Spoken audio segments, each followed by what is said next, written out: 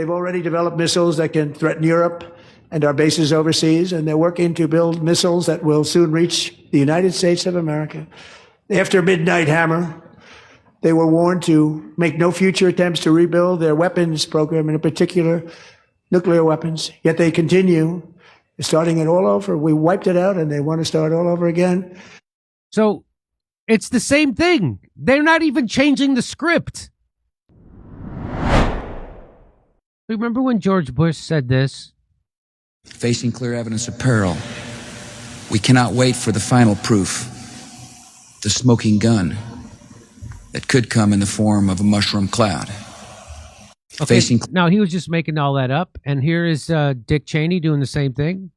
Simply stated, there is no doubt that Saddam Hussein now has weapons of mass destruction. There is no doubt that he is amassing them to use them against our friends, against our allies, and against us. And there is no doubt that his aggressive regional ambitions will lead him into future confrontations with his neighbors, confrontations that will involve both the weapons that he has today and the ones he will continue to develop with his oil wealth. Simply state. So, have we learned anything from these two guys? I mean, what is it going to be? Is it bad when any politician says stuff like this, or was it never really about what they were saying, right? Because, well, here, let me show you one more. Here. There is no question whatsoever that Saddam is seeking and is working and is advancing towards the development of nuclear weapons. No question whatsoever. The nuclear armed Saddam will place the security of our entire world at risk. And make no mistake about it, if and once Saddam has nuclear weapons, the terror network will have nuclear weapons. Oh, so Donald Trump used to say stuff like this. The United States has spent $8 trillion fighting and policing the Middle East. Thousands of our great soldiers have died or been badly wounded. Millions of people have died on the other side. Going into the Middle East is the worst decision ever made. He used to say that as recent as 2019. He said that as recent as 2019. And you remember what got him elected the first time? Was when he said this to Jeb Bush at a debate. You remember this? Weapons of mass destruction, there were none, and they knew there were none. There were no weapons of mass destruction. Obviously, the war in Iraq was a big, fat mistake, all right? Now, you can take it any way you want, and it took Jeb Bush, if you remember at the beginning of his announcement, when he announced for president, it took him 5 days. He went back. It was a mistake. It wasn't a mistake. It took him 5 days before his people told him what to say, and he ultimately said it was a mistake. The war in Iraq, we spent $2 trillion, thousands of lives. We don't even have it. Iran is taking over Iraq with the second largest oil reserves in the world. Obviously, it was a mistake. So George Bush made a mistake. We can make mistakes, but that one was a beauty. We should have never been in Iraq. We have destabilized the Middle East. But so you still think he should be impeached? I think it's my turn, isn't it? You do whatever you want. You call it whatever you want. I want to tell you, they lied. Okay. They said there were weapons of mass destruction. There were none, and they knew there were none. There were no weapons of mass destruction. All right. So now Trump is now siding with the people he used to yell at. He's now siding with the Jeb Bushes. He's now siding with the neocons. He's now siding with the Zionists, the people who wanted all the Iraq war, the people who wanted the Libyan war, the people who wanted the Afghanistan war for 20 years, the people who wanted the Syrian war, the people who wanted to bomb Yemen, Somalia, the Sudan. He's now siding with those people. That's all. Glenn went out to point out that he's listening to all the people that were advising George Bush, Dick Cheney, and Jeb Bush. Now, those are the people he's listening to, because here he was at the State of the Union last night, and he's talking about going to war with Iran, and even the Democrats are cheering. The Democrats, this is the only thing they stood up for all night. Let's watch. They've already developed missiles that can threaten Europe and our bases overseas, and they're working to build missiles that will soon reach the United States of America. After Midnight Hammer, they were warned to make no future attempts to rebuild their weapons program, and in particular, nuclear weapons. Yet they continue, starting it all over. We wiped it out, and they want to start all over again. So It's the same thing. They're not even changing the script. That they're developing weapons. There's this country in the Middle East that never threatened us, never gonna threaten us, never did anything, never invaded. But they're somehow they're gonna have weapons, and then it's all over for us. Iran's gonna take over the world. It's the same script. They didn't even bother to come up with a new one. I think that's the most insulting thing. And are at this moment again pursuing their sinister ambitions. We are in negotiations with them. They want to make a deal, but we haven't heard those secret words. We will never have a nuclear weapon. My preference.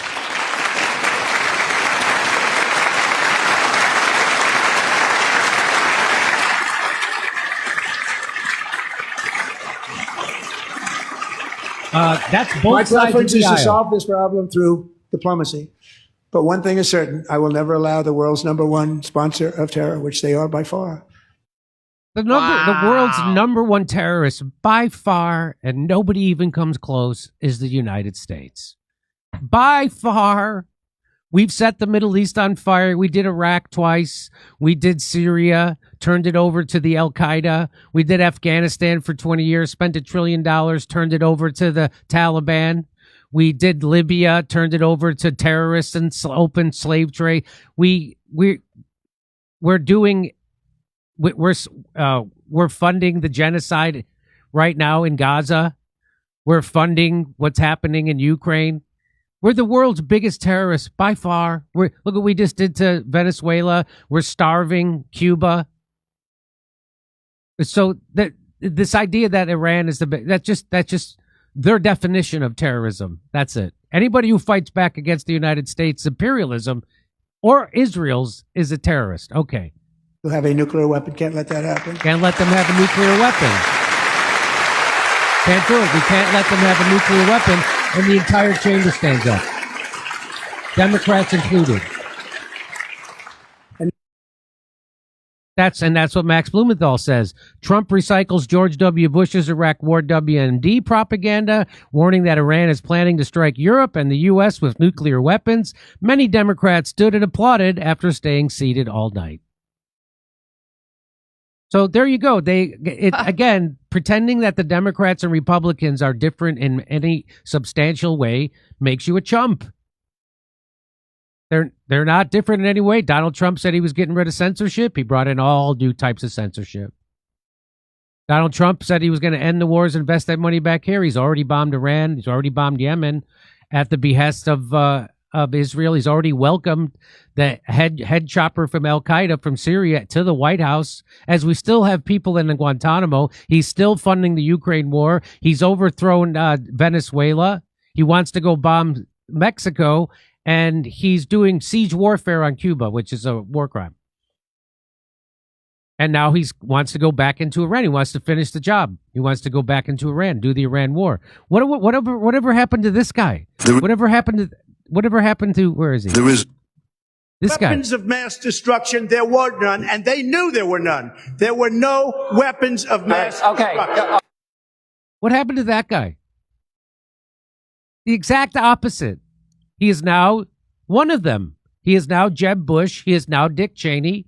He is now George W. Bush. He's that guy. And he's going into Iran. They're going to do a false flag. They're going to blame it on Iran, and they're doing this.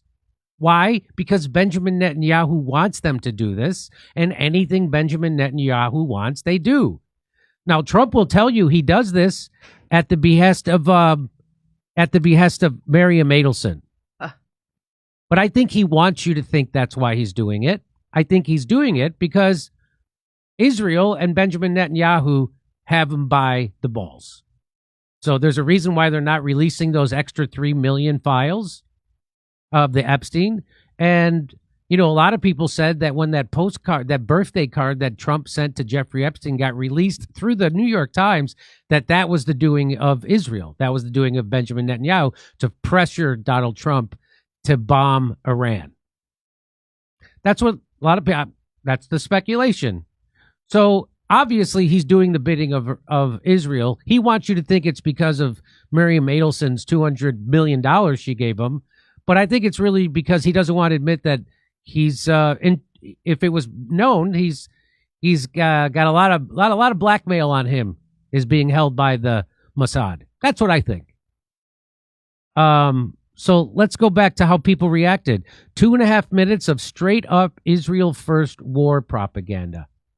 That's what that was. Weapons of mass destruction, vastly overreported protester deaths, hysteria over nuclear weapons programs that doesn't even exist. Just like Saddam Hussein. Same thing. This is the same playbook. Non-threat as a dire threat. Iran's not a threat to the United States. They don't even have missiles that could reach here. They're using every old trick in the book. I would feel better if they came up with new tricks. Here and the Democrats on board. So again, it's like if your parents got divorced, but they all still, the Democrats and Republicans, they're like divorced, but like your parents are divorced and they still agree on all the most horrible stuff. They all agree on the war in Ukraine. They all agree on funding a genocide in Gaza, and they all agree on a war in Iran and Venezuela. By the way, they agree on that too. They all agree on all the worst stuff. So they didn't even, here, I like this, they didn't even get creative with the war propaganda anymore. Everything is just 2002, 2003 era neocon rebranded. Hey, you're telling me the American government can't cook up a better psychological operation than this? Maybe the old masters are retired. Even the dog shit before was better than whatever this is. Michael DeWitt says, you could have asked for them to stand if Israel was blackmailing them, and the same group would have stood up. Also, blink if you're in the Epstein files. And so Mohammed Nader is doing a lot of tweeting about this. He says, MAGA isn't a movement. It's a clown reflex. Every circus needs noise. MAGA provides it.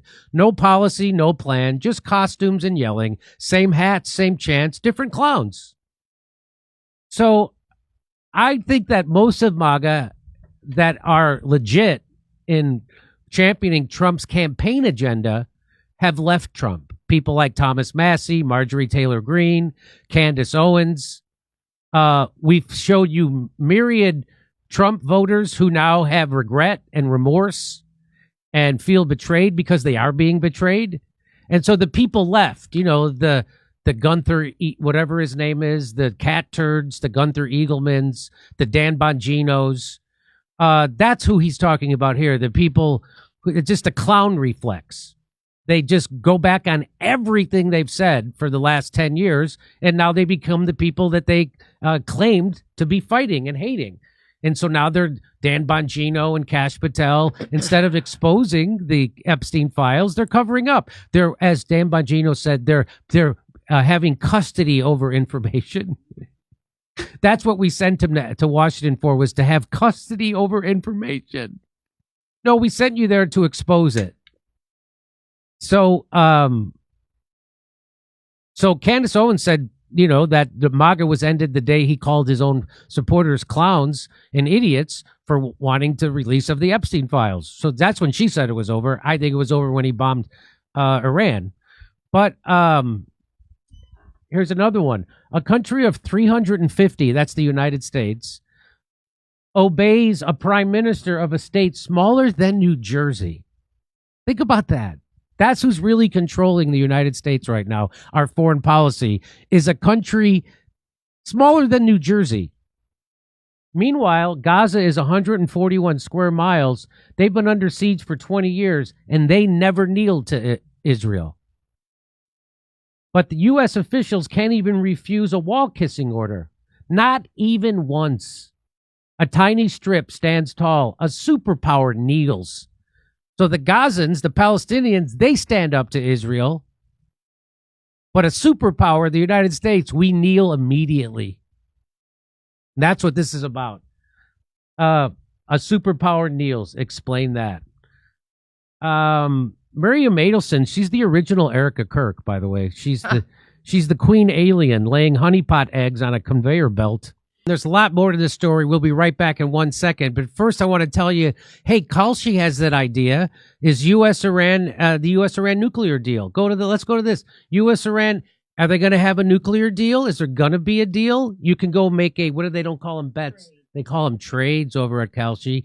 And so right now, U.S.-Iran nuclear deal, is it going to happen before 2027? 56%. Before August, 42%. Before April, 24%. So that's with Kalshi. Go over to Kalshi if you want to make a trade. And somebody put this together. I don't know who. Maybe it's up here. Forbidden Clothes, at Forbidden Clothes. This is, hey, you just got drafted to fight in Iran. That's what this video is. But Mom, I don't want to go fight Iranians for Israel. Joey, don't you dare be anti-Semitic! I want to go home, sir! You some kind of anti-Semite, Joey! I don't even know why we were there. Let's focus on why that thought is anti-Semitic, Joey. Get a job, loser. Israel needs our taxes.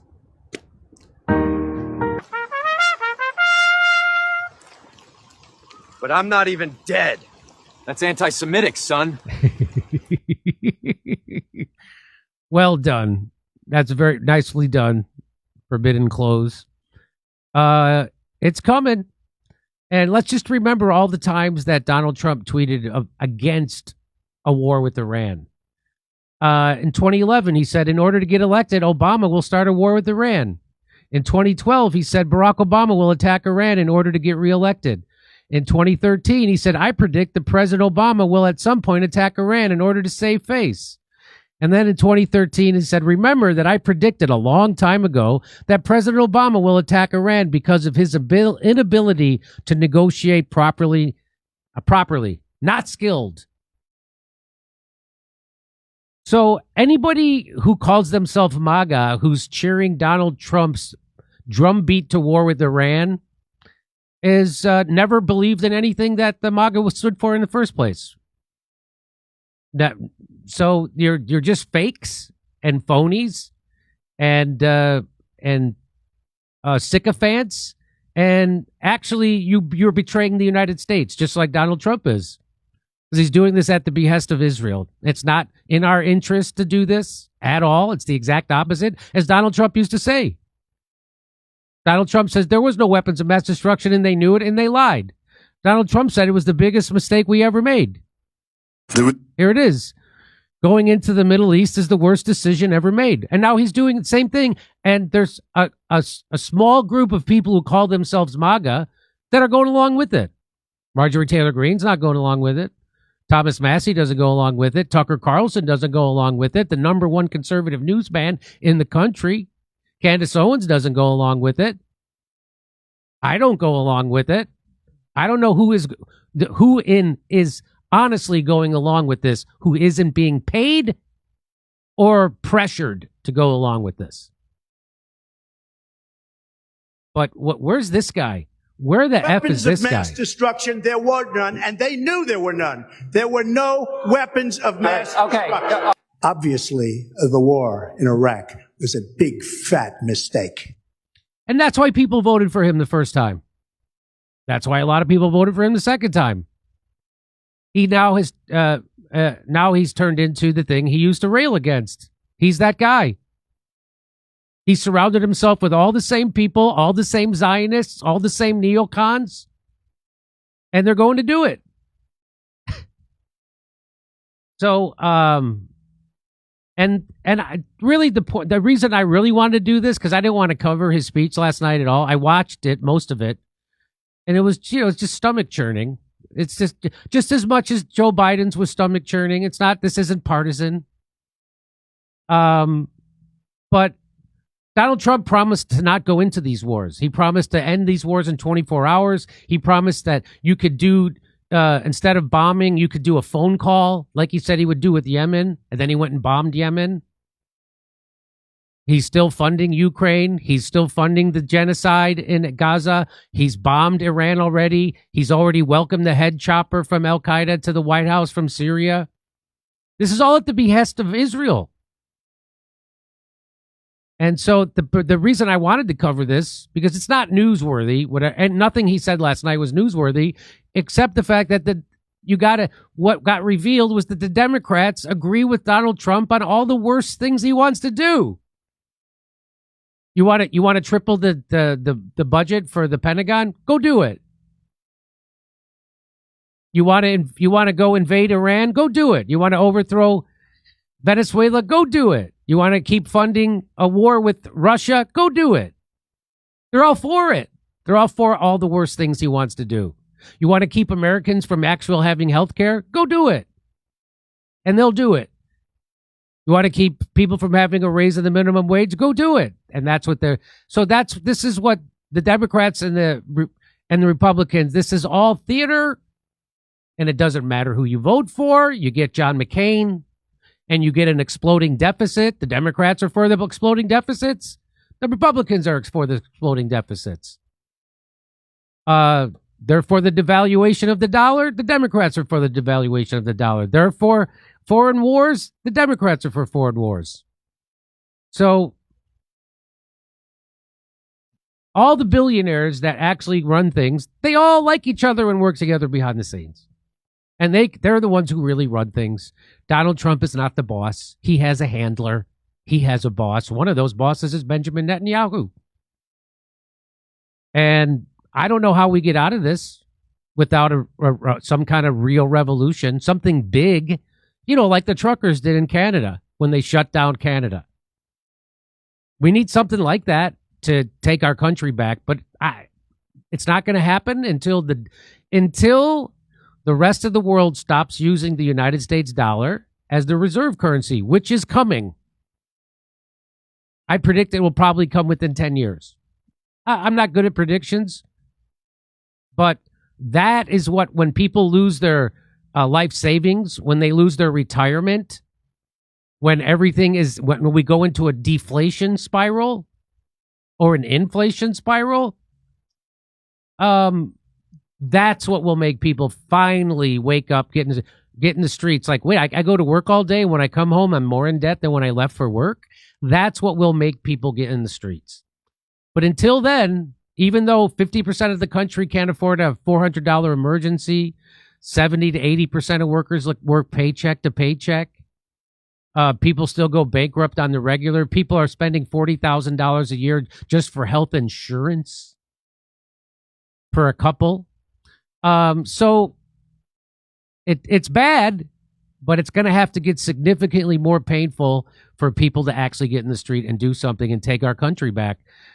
Because voting isn't going to do it. People thought that voting for Donald Trump was going to have a massive change. I thought there would be a change. And that's, again, me hoping. I had hope that there would be. I didn't have faith. I had hope. But no, it was all a head fake. The appointing Tulsi Gabbard was a head fake. The, all of it, RFK Jr. Now they're putting out executive orders so they can poison us with glyphosate in all of our food. They're giving $35 billion to Big Pharma so they can poison us with Ozempic. Instead of giving us healthy food and gym memberships, they're giving $35 billion to Ozempic manufacturers instead of giving us healthy food and gym So again, there's no getting out of this. Our government is completely corrupt. Your vote doesn't matter. It does not matter. Don't be a chump and think that it matters. It might matter locally. It certainly doesn't matter on a national level.